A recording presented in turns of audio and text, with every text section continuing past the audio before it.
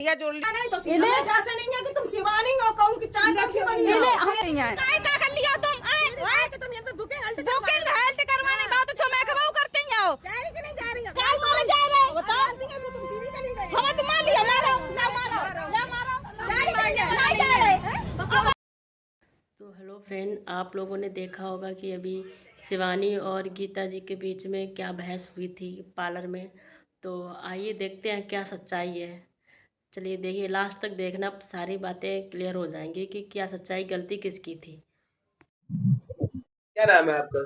हमारा नाम गीता देवी है। गीता देवी, उस दिन पार्लर पे क्या हुआ था जब शिवानी कुमारी यहाँ पे आई? शिवानी कुमारी आई थी 2 महीने पहले। इसकी गांव की लड़की की बुकिंग थी मेरे पास। एक बुकिंग थी तो उसमें सीमा नाम की लड़की आई थी और सीमा नाम की लड़की आके और उसकी माँ भी थी साथ में, आके यहाँ पे बुकिंग करवा के गई मात्र 3,000 रुपए में, 3,500 में। बोली कि हमें मतलब मेकअप चाहिए, ज्वेलरी चाहिए और ना लहंगा चाहिए, ना ही तो हमें फेशियल चाहिए। फेशियल हमारी बहन आएगी दिल्ली से, वो करेगी आके। तो हमने कहा ठीक है, तो हमने बुक कर ली इसकी। मेरे पास बुकिंग भी इसकी लिखी हुई है, 500 रुपए जमा। और फिर 12 तारीख को ये शिवानी को लेके आई हमारे यहाँ। जब शिवानी को लेके आई तो हमने कहा वो शिवानी आ गई हमारे पार्लर पे। हमने बहुत इसका अच्छे से मतलब अंदर बुलाया। हमने कि बेटा आओ मेरे पास। शिवानी आई, हमने इनको भी बुलाया, अपनी बेटी को बुलाया। हमने कि दीपाली नीचे से उतर के आओ। हमने कि शिवानी आई हमसे मिलने के लिए, हमें बहुत अच्छा लगा। लेकिन आते ही खानी ये अंदर आके बोलने लगी कि कौन है पार्लर वाली? तो हमने कहा हम है पार्लर वाली। तो बोली कि आप पार्लर वाली लग नहीं रही हो। तो हमने कहा क्या हुआ, हम पार्लर वाली क्यों नहीं लग रहे हैं? तो आपको कुछ आता जाता नहीं है, छोटा सा पार्लर है आपका। तो हमने कि छोटा सा पार्लर, काम तो अच्छा होना चाहिए। पार्लर कितना भी छोटा हो कोई बात नहीं, लेकिन काम हम अच्छा करते हैं। हमने दिखाया, हमने कि अवार्ड भी हमने कई जगह से लिए हैं।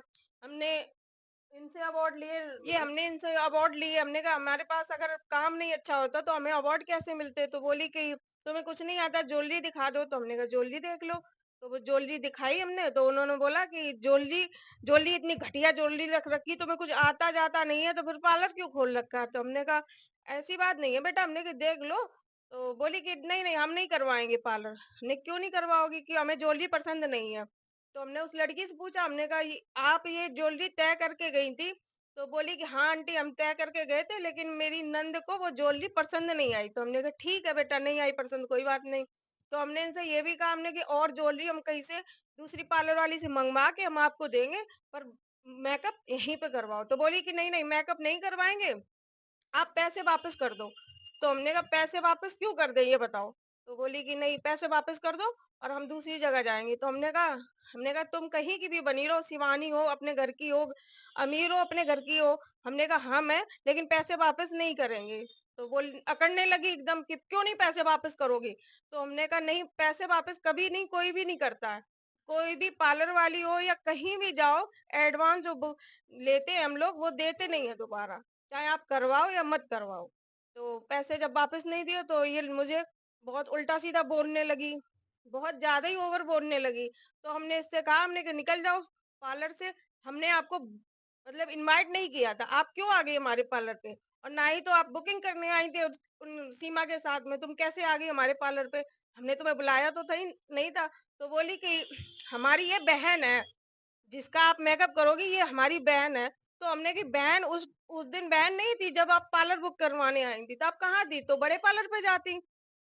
तो बोली गई पैसे वापस कर लो। हमने कि नहीं वापस नहीं होंगे पैसे। तो वहां तक बाहर तक ये लड़ती लड़ती हमसे गई।